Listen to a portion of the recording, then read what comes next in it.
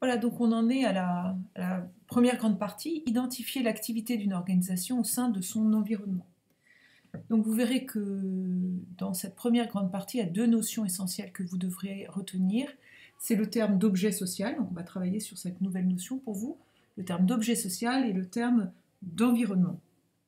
Voilà, donc on va travailler sur le terme d'objet social. Philippe Leroy donc, a créé il y a 2 ans avec quelques amis une association, l'association Rabelais Solidaire, dans le but de rendre des produits locaux accessibles à tous. Voilà, donc il est interviewé dans le journal Le Mayonnais. Je vais vous inviter à aller regarder dans votre livre, à la page 103, cette interview qui décrit en fait l'activité, la nature de cette organisation. Donc je vais vous demander, après la lecture de cette interview, de noter sur votre cours ce que c'est qu'un l'objet social d'une association. Donc vous voyez, c'est son but, c'est la raison pour laquelle elle est constituée. Cet objet social va délimiter sa capacité juridique. L'association ne peut réaliser que les actes nécessaires à la réalisation de son objet. Donc la notion d'objet social, on l'a vu aussi en management quand on a travaillé sur les associations. Voilà, donc une association, elle est limitée par son objet social, elle ne peut réaliser d'activité qu'en lien avec l'objet social qui est déterminé dans ses statuts. En revanche, l'objet social d'une SARL, elle est déterminée par l'activité qu'elle poursuit, mais elle a toujours un caractère commercial. Vous voyez, donc pour une SARL, pour une société, en fait, l'objet social est toujours son caractère commercial. Même pour l'exercice d'une activité civile, on peut dire que c'est toujours un caractère commercial. Voilà la différence. Donc, quel est l'objet social de Rabelais Solidaire? Donc, vous regarderez à nouveau bien les statuts qu'on trouve ici en première page, les statuts de l'association. Donc voilà, et vous définirez bien quel est son objet social. Deuxième question, l'organisation d'un atelier cuisine, par exemple, serait-il compatible avec son objet social? Donc là, effectivement, il faudra bien sûr répondre que l'association ne peut pas organiser d'atelier de cuisine puisque son objet social est limité à la proposition, à la mise à disposition de produits alimentaires à prix très faible. Donc elle ne pourra pas faire d'atelier de cuisine parce que ce n'est pas en lien avec son objet social. Dans une troisième question, avec l'aide de quel partenaire l'association peut-elle réaliser son objet social? Quels sont leurs apports respectifs? Donc réfléchissez un peu, quel type de partenaire? Il y a des partenaires privés, bien sûr, elle peut travailler avec des PME locales qui vont l'aider à mettre à disposition du mobilier, ça peut être aussi des dons, des fournisseurs, par exemple Proxy Distrib, qui peut lui fournir des dons de produits alimentaires. Il peut y avoir aussi des partenaires institutionnels comme la mairie, qui peuvent devenir à ce moment-là aussi des partenaires financiers et logistiques. Quatrième question, pourquoi Philippe Leroy négocie-t-il si fermement donc, avec ses fournisseurs? Donc ça, vous devez lire un petit peu l'interview pour essayer de comprendre cette question. Et vous mettrez ici, vous essayerez de trouver pourquoi il négocie fermement avec ses fournisseurs. Cinquième question, pourquoi peut-on dire que l'association est correctement gérée? Donc vous verrez dans l'interview, il y a un endroit où Philippe Leroy indique que l'association ne fait aucun bénéfice, mais qu'elle réinvestit tout dans l'activité. Et donc que son objectif financier est seulement couvrir l'ensemble de ses charges. Voilà. Alors, Philippe Leroy s'est installé à Puy-Ganzé pour y reprendre un commerce alimentaire, cela fait 20 ans, et nous avons ici dans le doc 2 un échange entre Philippe Leroy et Roger Pibert, qui est maraîcher. Voilà, donc là, encore intéressant pour vous de regarder cette petite interview entre ces deux personnes pour pouvoir ensuite répondre à un certain nombre de questions concernant Proxy Distrib, donc une entreprise cette fois privée. Donc, c'est Philippe Leroy de Proxy Distrib qui mène la négociation avec Roger Pibert. Quels propos le confirment et pourquoi? Il parle de baisser sa marge, il parle d'une entreprise qui doit générer du profit, donc vous expliquerez pourquoi eh bien effectivement, il mène cette négociation avec le maraîcher. Question 7. Quelle est la finalité de Proxy District? Se confond-elle avec son objet social? Donc la finalité, vous le savez, d'une entreprise, c'est de dégager du profit pour se pérenniser. Et donc finalement, la finalité se rapproche de son objet social, puisque l'objet social a toujours un caractère commercial. Question 8. Quel intérêt particulier souhaite privilégier Philippe Leroy dans cette négociation? Vous voyez bien qu'il souhaite bien sûr privilégier l'intérêt économique et financier, puisqu'il lui faut de la marge pour optimiser des bénéfices et donc du profit. Mais vous voyez que Philippe Leroy a aussi une volonté d'avoir un intérêt sociétal, notamment permettre aux agriculteurs touchés par le gel de maintenir leur part de marché. Et puis, il y a toujours bien sûr un intérêt commercial, proposer des produits de qualité à ses clients. Question 9. Pensez-vous que le magasin Proxy District puisse proposer un nouveau service de préparation des paniers et justifier votre réponse? Donc voilà, un nouveau système de préparation de paniers, 8 € par livraison. Donc vous verrez si vous pensez que ce projet est envisageable et pourquoi. Voilà, donc nous avons ici à nouveau des nouveaux documents pour pouvoir répondre aux questions suivantes. La question 10 et 11.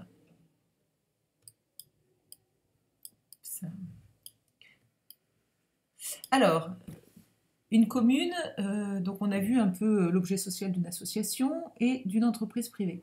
Maintenant, on va voir un petit peu si on peut parler d'objet social pour une commune. Donc, vous avez ici comme repère qu'une commune, elle peut se fixer une ou plusieurs finalités, mais qu'au sens juridique, elle n'a pas d'objet social. Dans l'accomplissement de ses missions, elle peut déléguer une partie d'entre elles à d'autres organisations. Par exemple, la commune va déléguer la mission de faire un accompagnement social ou un accompagnement scolaire, va passer par des associations. Donc elle peut déléguer une partie de ses missions qui vont agir dans le cadre de la réalisation de leur propre objet social. En revanche, la commune ne pourra jamais se dessaisir de certaines missions, c'est ce qu'on a vu en management, dans les organisations publiques, par exemple l'état civil, la police administrative. Bien évidemment, on ne pourra pas déléguer ce genre de missions qui restent des missions qui appartiennent entièrement à l'État pour des raisons à la fois de sécurité, de neutralité, bien sûr, de neutralité dans ses actions, dans ses actes. Voilà, donc la question 10, comme toutes les autres mairies, quel est l'objet social de la municipalité de Puy-Ganzé? Eh bien, vous répondrez suite à ce que nous venons de dire, si elle a un objet social ou pas. Et quelle est leur finalité? Bien sûr, satisfaire l'intérêt général. Quel objectif poursuit-elle? Bien sûr, elle poursuit des objectifs de mission de service public pour satisfaire l'intérêt général, mais aussi, vous le savez, on l'a vu en management, leur nature, leur mission, c'est de gérer le domaine public, développer la commune, les infrastructures, les emplois, etc. Alors, maintenant qu'on a vu une première grande partie sur quel était cet objet social, on va voir, pour identifier l'activité d'une organisation, qu'elle a des relations avec différents acteurs dans son environnement. Donc, premier point, objet social. Deuxième point, son environnement. Donc on va regarder un petit peu dans les repères, dans les documents, que ce soit à son travail ou dans son rôle de maire, donc dans son travail à Proxy District, dans son rôle de maire ou à l'association, il est amené à côtoyer différents partenaires. Voilà, donc ça c'est encore un terme que vous connaissez bien, l'histoire des flux, les échanges d'une organisation, eh bien tout simplement sont certains acteurs, internes et externes, on échange des flux réels, des flux monétaires et des flux financiers. Donc moi, ce que je vais vous demander dans votre cours, c'est de lire le repère environnement et puis d'utiliser dans la définition les termes flux réels, monétaires et financiers pour définir le terme d'environnement. Voilà, nous avons aussi une facture qui est parvenue à Proxy Distrib. On vous pose 4 questions. Quel type de flux justifie l'émission de la facture? Donc cette facture 4637. Quel type de flux générera-t-elle en contrepartie? Donc voilà, nous avons évidemment des flux réels, ce sont des potirons en vrac, des bottes de poireaux, et en contrepartie de ce flux réel, eh bien, il y a un flux monétaire qui va avoir lieu de 305,95 € qui va être généré en règlement de la facture. Donc Proxy distribue, règle 305 € au champ clos qui lui a fourni des flux réels, des marchandises, des pots tirants en vrac et des bottes. Donc on va vous demander tout simplement de schématiser le flux entre l'émetteur et le récepteur de cette facture. Nous sommes à la page 5 de votre cours.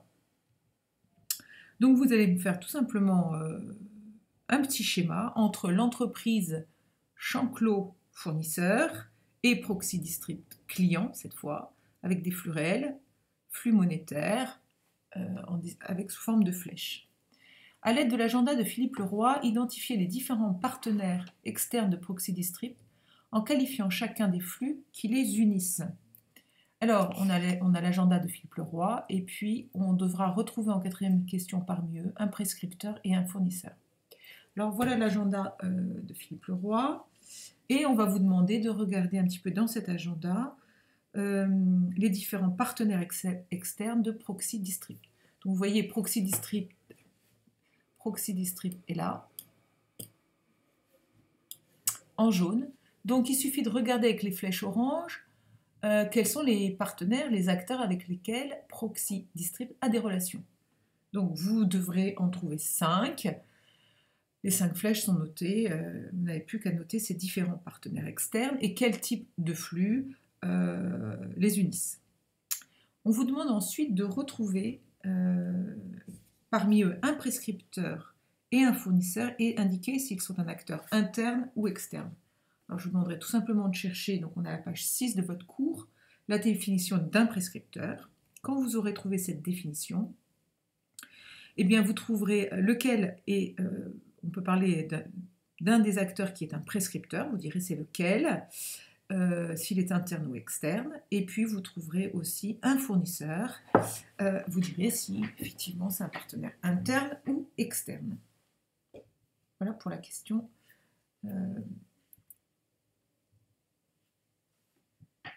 La question 4.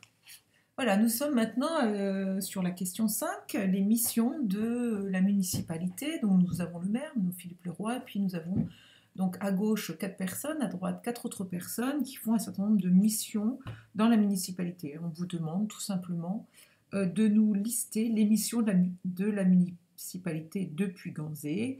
Donc vous avez par exemple une première mission, Pascal Joubert, qui est assurer la sécurité des biens et des personnes. Voilà, donc à chaque fois que vous allez lire ce que fait Georges Fléchaud, André Ribert, Gilles Degnaud, vous allez traduire quelle est la mission de la municipalité. Pour le premier, assurer la sécurité des biens et des personnes. Voilà, et puis vous allez en trouver, pour cela, il y a 8 missions différentes, puisque vous voyez, il y a 8 personnes différentes, donc 8 missions différentes dans cette municipalité. Ensuite, on va vous demander, avec donc question 6, avec quel partenaire doit-elle coopérer pour accomplir ses missions? Qualifier les flux qui existent entre eux. Donc, quels sont les partenaires avec lesquels la mairie va coopérer pour accomplir ses missions? On va avoir des entreprises locales et nationales, vous direz quels sont les types de flux. On a des organisations publiques locales, mais également nationales, voire internationales. De même, vous verrez quel type de flux. On a les associations du tissu local et on a les organismes financiers. Voilà, donc vous avez 4 grands types de partenaires et vous les reciterez, vous les citerez, comme je vous les donner, et puis vous mettrez les flux qui existent entre eux. Question 7. Comment la municipalité finance-t-elle ses actions? Quelles sont ses 2 principales ressources financières? Alors là, eh bien, c'est tout simplement le schéma de gauche, là au-dessus, document 8, qu'il faudra regarder. Et à la lecture de ce schéma, vous mettrez comment la municipalité finance ses actions, grâce à quel type de fiscalité. Est-ce que c'est une fiscalité directe ou est-ce que c'est une fiscalité indirecte? Et vous citerez eh bien, l'ensemble de ces ressources. Voilà, les ressources de la commune. Vous avez ça, doc 8 et doc 9. Voilà, donc pour terminer cette première grande partie, Nous avons vu l'objet social, identifier l'activité d'une organisation par son objet social, par son environnement et ses différents acteurs. Troisièmement, par la nature de sa production. Alors, la nature de sa production. Donc, qu'est-ce qu'on va vous demander? Déjà, de bien être capable de faire la distinction entre une production marchande et non marchande. On l'a déjà vu largement, et en économie et en management.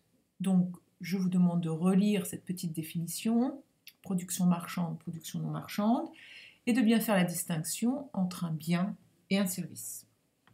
Quand vous avez fait ça, on va vous demander bien de regarder le document 10, 11 et 12 pour pouvoir répondre à un certain nombre de questions. Donc, on va vous demander, première question, qualifier les productions de Proxi-Distrib, de Rabelais Solidaire et de la municipalité de Puy-Ganzé. Voilà, donc à chaque fois, vous avez DOC 10, la production de Proxi-Distrib, bien sûr une production marchande. Vous avez DOC 11, la réception d'un don. Et vous avez DOC 12, quel type de production de biens et de services, quelles sont les dépenses de financement de biens et de services d'une mairie. Voilà, donc c'est les dépenses d'investissement de la mairie, DOC 13. Donc vous pourrez en cela bien expliquer les différences de production entre ces trois organisations. On l'a déjà vu en management. Question 2. La mairie met à la disposition de l'association Rabelais Solidaire un local dans un immeuble du centre-ville. Alors on va vous demander de quel type de production s'agit-il? À nouveau, production marchande, production non marchande, et vous expliquer. Question 3. Rabelais Solidaire vend la boîte de poireaux 0,50 centimes. Cela permet-il de qualifier cette offre de marchande? Alors ici, on ne peut pas parler de production marchande, bien sûr, puisqu'on est sur une association et que le prix de vente, il est nettement inférieur au prix, ou en tout cas proche ou inférieur au coût de revient, puisqu'on est sur un don. Et donc, question 4, l'association Rabelais Solidaire peut-elle proposer les boîtes de poireaux au même prix que l'entreprise Proxi-Distrib? Eh bien, vous expliquerez la différence justement de prix en fonction des coûts entre une association et une entreprise privée telle que Proxi-Distrib, et pourquoi l'association ne peut pas vendre au même prix cette botte de poireaux. Question 5, ces trois organisations évoluent-elles dans un environnement concurrentiel? On a un peu parlé de la concurrence. Alors bien sûr, vous expliquerez pour Proxi-Distrib, pour Rabelais Solidaire, et enfin pour l'activité de la mairie. Alors, question 6, quelles contraintes de marché s'imposent à l'entreprise Proxi-Distrib? Donc ici, il y a deux contraintes essentielles. Quand je vous avais fait faire une petite recherche sur un blog en économie, vous deviez chercher comment les deux façons de fixer un prix de vente. Eh bien, nous les retrouvons ici. Proxi-Distrib doit être premièrement rentable. Il faut que ses prix de vente soient supérieurs à ses coûts. Mais il faut aussi qu'il soit compétitif. Il ne peut pas mettre n'importe quel prix de vente. Il faut proposer des prix de vente qui soient attractifs et plus attractifs, si possible, que ceux de ses concurrents. Voilà pour la question 6. Et enfin, la question 7. Quelles règles de gestion s'imposent à Rabelais Solidaire et à la municipalité de Puy-Ganzé? Le DOC 13 nous montrait que l'association, alors pour l'association, bien sûr, elle va fournir des prestations, mais il faut qu'elle respecte un équilibre budgétaire. Les missions de service public de même. Rappelez-vous la petite interview de la directrice des hôpitaux d'assistance publique de Paris. Eh bien, on a une mission de service public, équité, égalité, continuité, adaptabilité, mais il faut aussi viser un équilibre budgétaire et limiter l'endettement de la commune. Voilà, donc je vais vous demander de construire votre synthèse, de comparer les trois organisations étudiées sous forme d'un tableau synthétique. Je vous demande de faire ça à page 9 de votre cours pour finir sur cette deuxième partie.